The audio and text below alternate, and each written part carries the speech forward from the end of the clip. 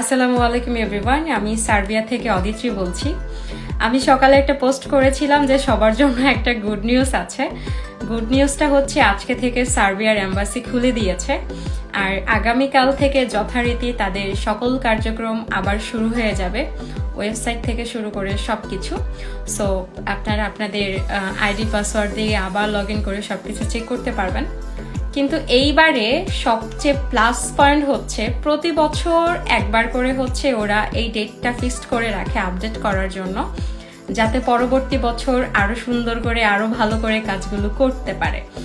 কিন্তু এইবারে plus point হচ্ছে কিছু একটা যুগ হয়েছে যেটার কারণে আর কারোর ভোগান্তি হওয়ার কোনো সুযোগ নেই, কোনো ফ্লট করার কোনো সুযোগ নেই, কোনো ধরনের প্রতারিত হওয়ার কোনো সুযোগ নেই 2026 সালে। তার আগে আমি একটা কথা এনশিওর আপনাদেরকে করে দেই, সেটা হচ্ছে সার্বিয়াতে সবকিছু অনলাইন ভিত্তিক হয়। আপনার ফাইল জমা থেকে শুরু করে অনলাইন হওয়া, অ্যাপ্রুভাল হওয়া, এভরিথিং আপনি অনলাইন চেক করতে পারবেন, প্রথম কথা। আর এখন যেটা যুক্ত হয়েছে সেটা হচ্ছে ভিসা।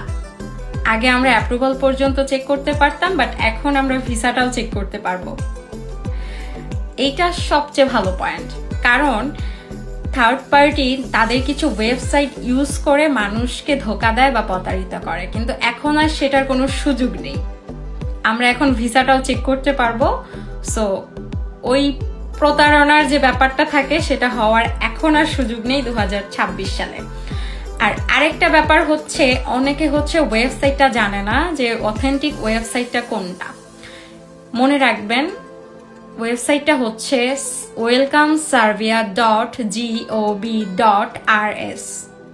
ওকে, এইটা থেকে হচ্ছে আপনি টোটাল সবকিছু চেক করতে পারবেন, আপনার ভিসা, আপনার অ্যাপ্রুভাল, এভরিথিং।